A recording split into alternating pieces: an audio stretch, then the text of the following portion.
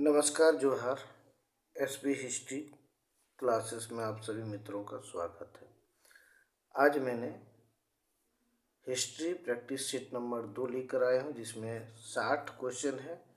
तो फटाफट मैं 60 क्वेश्चन का आंसर बताते हुए चलता हूँ।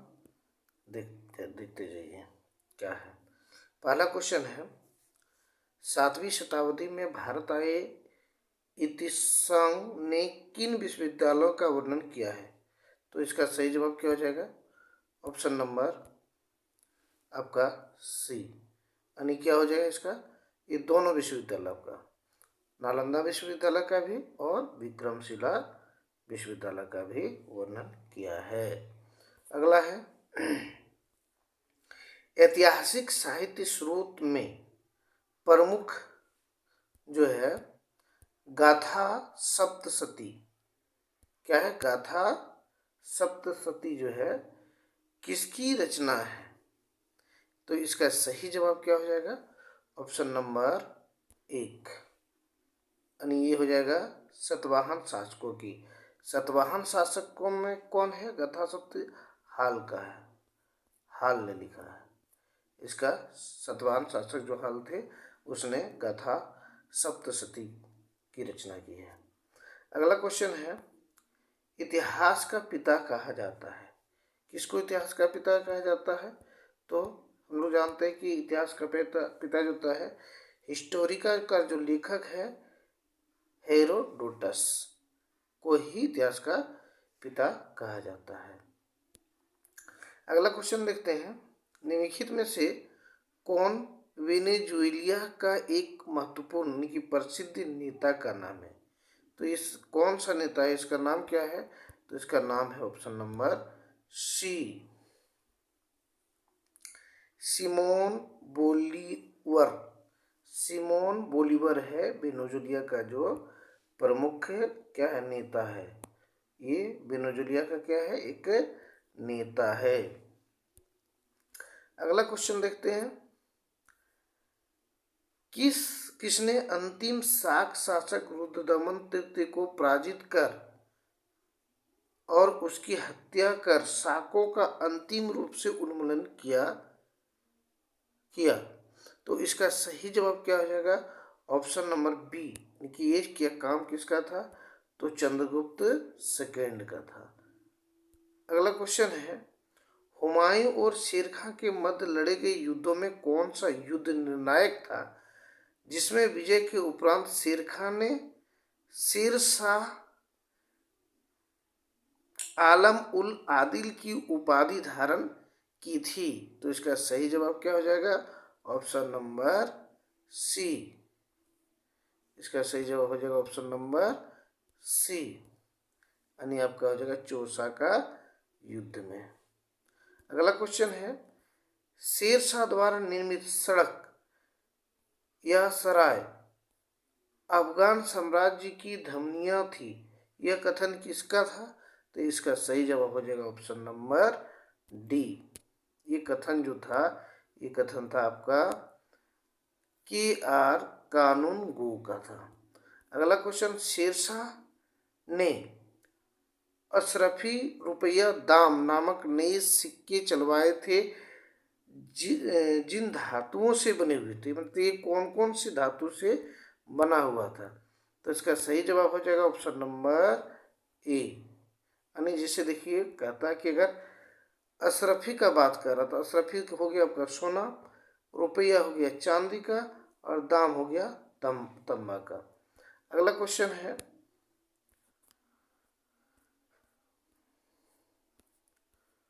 बौद्ध ग्रंथ त्रिपिटक में शामिल था, तो सूत पिटक, विनय पिटक, अभिधाम पिटक। तो इसका सही जवाब क्या हो जाएगा? ऑप्शन नंबर डी, ये तीनों शामिल था, यानी कि सूत पिटक भी था, विनय पिटक भी था, अभिधाम पिटक भी था। ये तीनों का तीनों जवाब हो जाएगा। अगला क्वेश्चन है, जैन धर्म ग्रंथ की रचना मुख्यतः किस भाषा में हुई? इसका सही जवाब क्या हो जाएगा? जैन धर्म के जितने ग्रंथ है उसकी रचना हुआ था पहले प्रकृति भाषा में। अगला क्वेश्चन है, बिंदुसार ने विद्रोहियों को कुचलने के लिए अशोक को कहाँ भेजा था? इसका सही जवाब क्या हो जाएगा? ऑप्शन नंबर बी, तक्षशिला भेजा था। अगला क्वेश्चन है, निम्नलिखित में से अशोक का उत्तराधिकारी कौन था? तो इसका उत्तराधिकारी कौन था? इसका पुत्र कौन थे? तो कुणाल। इसका उत्तराधिकारी, अशोक का उत्तराधिकारी कुणाल था। अगला क्वेश्चन है, निम्नलिखित में से प्राचीनतम राजवंश कौन सा है? तो सबसे प्राचीनतम राजवंश हम जानते क्या है? ऑप्शन नंबर ए, मौर्य जो है सबसे प्राचीनतम राजवंश है।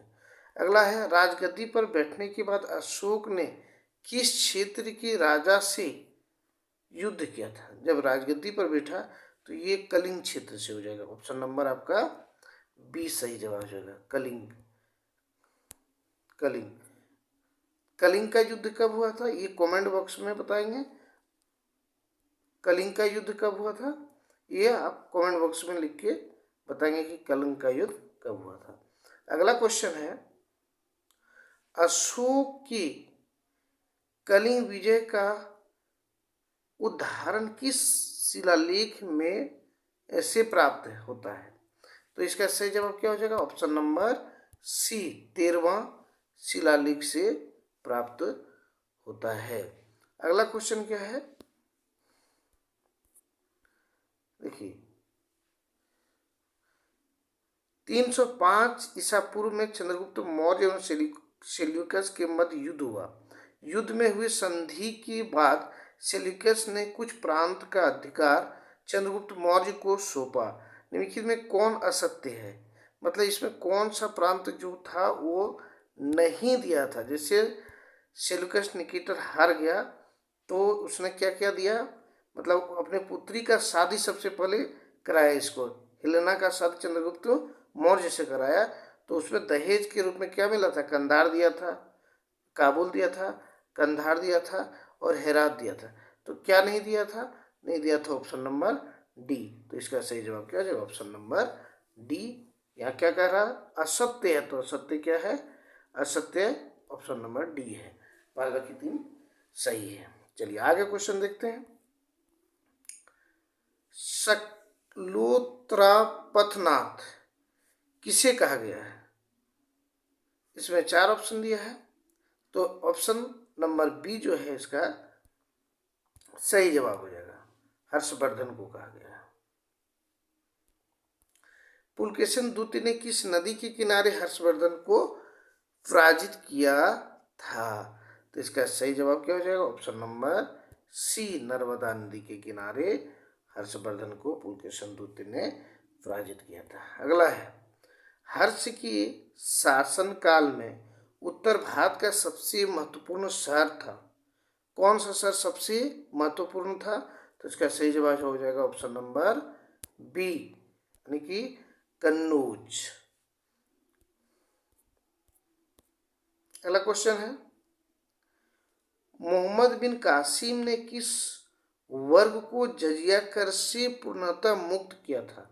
तो यहाँ ऑप्शन नंबर सी इसका सही जवाब हो जाएगा, ब्राह्मणों के ऊपर उसने कर नहीं लिया था, इसलिए पूर्ण रूप से मुक्त कौन था? ब्राह्मण। और इसमें 2 चीज़ और आती थी, विधवा जो होता है वो, और एगो विकलांग, ये 3 के ऊपर कर जजिया कर नहीं लगाया था मोहम्मद बिन कासिम ने। और इसने सिंध पर विजय प्राप्त किया था कब? तो ये सिंध पर विजय की प्राप्त किया था 712 ईस्वी में। और इस समय यहाँ का राजा कौन था? दाहिर था। यहाँ का शासक कौन था? दाहिर था। चलिए आगे, किस युद्ध में जीतने के उपरांत बाबर ने खजाने का मुंह अमीरों, संगे संबंधियों आदि के लिए खोल दिया और इस उदारताओं के लिए उन्हें कलंदर की उपाधि दी थी? तो इसका सही जवाब क्या हो जाएगा? पानीपत का प्रथम युद्ध। ये पानीपत का प्रथम युद्ध। अगला क्वेश्चन है, बाबर ने बादशाह की उपाधि कब धारण की थी? इसका सही जवाब हो जाएगा ऑप्शन नंबर डी 1907 में। क्या हो जाएगा? ऑप्शन नंबर डी 1507 में। अगला क्वेश्चन है, शेर शाह ने भूमि की माप के लिए प्रयोग किया था रेतवाड़ी व्यवस्था, सिकदार व्यवस्था, सिकंदरी गज। तो इसका सही जवाब हो जाएगा ऑप्शन नंबर सी, यानी हो जाएगा आपका सिकंदरी गज का प्रयोग किया था। अगला क्वेश्चन है, ग्रांड ट्रंक रोड यानी कि सड़क जोड़ते हैं किसको, किसके किसके बीच ये चलता है? तो ये जोड़ते हैं दो स्थान को, वो है आपका एक नंबर कोलकाता और दूसरा है अमृतसर, यानी ऑप्शन नंबर सी। अगला है, मुगलों ने नवरोज का त्यौहार लिया था, यानी कि जो मुगल थे नवरोज की त्यौहार किससे ग्रहण किया था?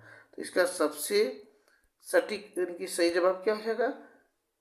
ऑप्शन नंबर ए, पारसियों से लिया था, यानी कि पारसियों के द्वारा वो दिया गया था और पारसी से ही सीखा था नवरोज मनाने की कला को। ये इसलिए कहा जाता है मुगलों ने जो नवरोज मनाया वो किसका देन है? पारसियों का देन है।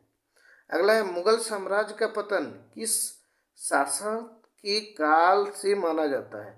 यानी कि किसके शासन काल से ही मुगल साम्राज्य का पतन शुरू हो गया था? तो सबको ही जानते हैं कि औरंगजेब का जैसे ही शासन खत्म होता है उसके बाद से क्या होता है, मुगल साम्राज्य पतन की ओर चल जाते हैं, इसलिए औरंगजेब ही इसका सही जवाब।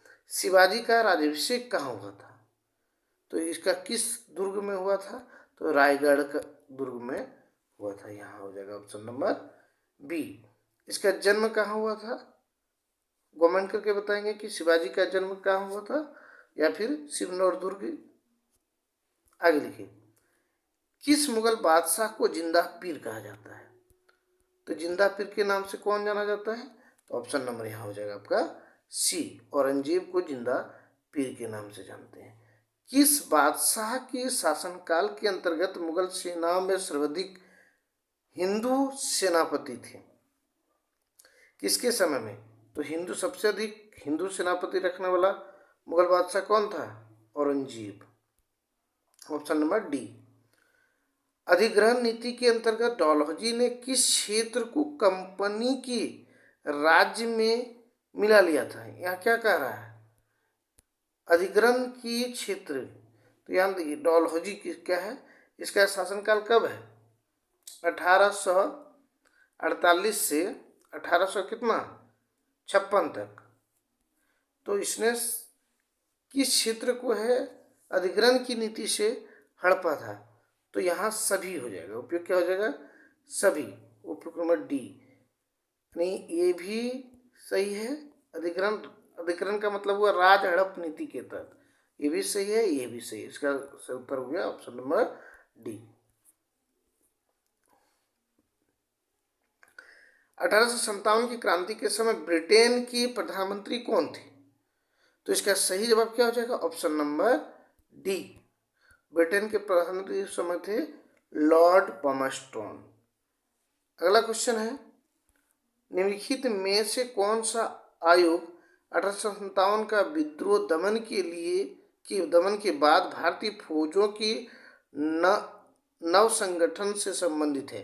तो इसका सही जवाब क्या हो जाएगा? ऑप्शन नंबर बी, यानी ये हो जाएगा आपका पील आयोग। अगला क्वेश्चन देखते हैं,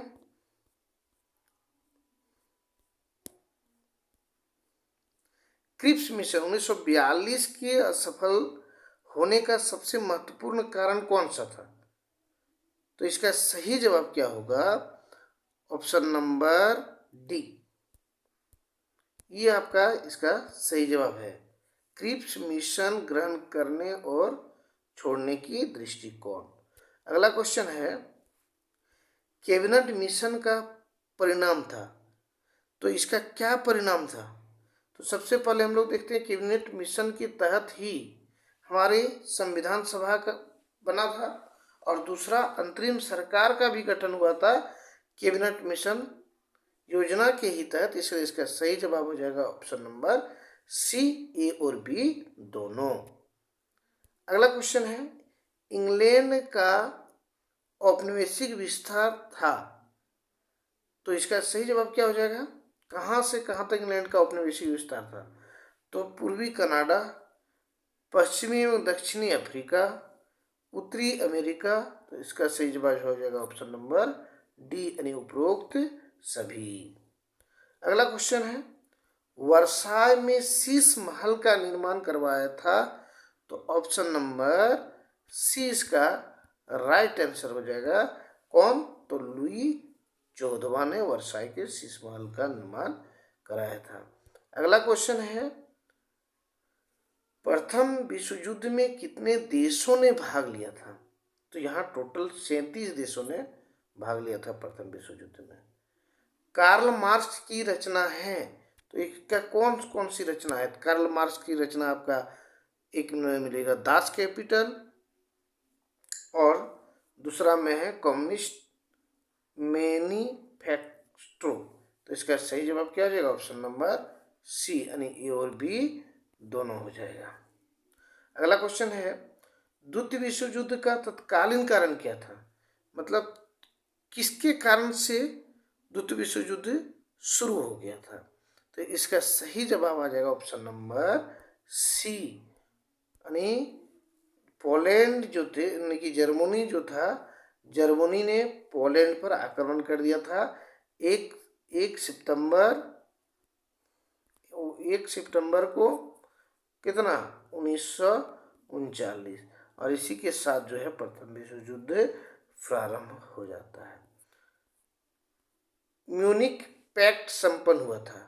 ये म्यूनिक पैक्ट जो है कब संपन्न हुआ था?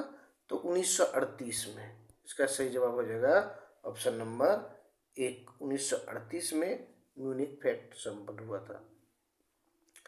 किसने कहा था कि 1857 का विद्रोह सभ्यता और बर्बरता के मध्य संघर्ष था? ये कथन किसका है? यह कथन है आपका हेम्स का। ऑप्शन नंबर सी, हेम्स का कथन है कि बर्बरता और सभ्यता के बीच का युद्ध था। गुप्त संधि की प्रणाली का जनक किसको माना जाता है? तो ये माना जाता है बिस्मार्क को। गुप्त संधि की प्रणाली का जनक है बिस्मार्क। युद्ध के हार जाने के रूप में जर्मनी से कितने राशि की मांग की गई थी? तो मांग क्या था आपका? 6.5 अरब पौंड। अगला क्वेश्चन है, निम्नलिखित में से कौन सा विकल्प एक वीर शैव महिला संत का नाम है? इसमें से 4 शिव संत का नाम दिया है, जिसमें एक महिला शिव संत है और वीर महिला शिव संत का नाम बताना। तो इसका सही जवाब हो जाएगा ऑप्शन नंबर सी, आका महादेवी। अगला है, निम्नलिखित में से किनका अशोक के अभिलेखों में उल्लेख हुआ है? मतलब किन किन वंशों का जो है अशोक के अभिलेखों में वर्णन मिलता है? तो इसका सही जवाब हो जाएगा ऑप्शन नंबर बी, आपका चोल, सत्यपुत्री पुत्र और चेर पांडव का उल्लेख मिलता है। अगला क्वेश्चन देखते हैं, निम्नलिखित में कौन सा विद्रोह औरंगजेब के समय में नहीं हुआ था? तो यहाँ देखिए सतनामी का विद्रोह हुआ था, देख लेते हैं।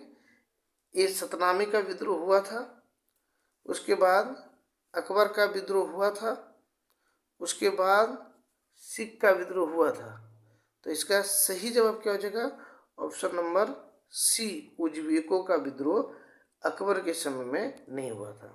1857 की विद्रोह के नेतृत्वकर्ता के संबंध में कौन सा युग्म सुमिलित नहीं है? इसका सही जवाब हो जाएगा आपका ऑप्शन नंबर बी,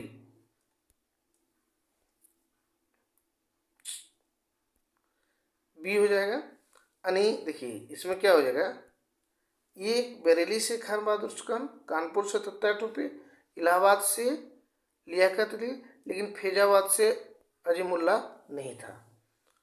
अगला क्वेश्चन,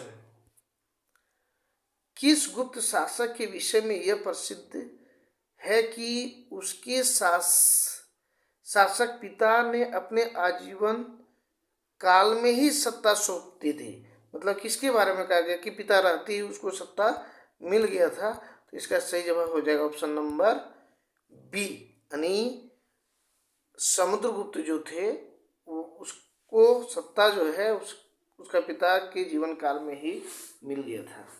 सबको सत्ता मिलता है पिता के मरने के बाद, लेकिन उसको उससे पहले मिला था। अगला है, समुद्रगुप्त के दक्षिण अभियान को इलाहाबाद प्रशस्ति में किस नाम से संबोधित किया गया है?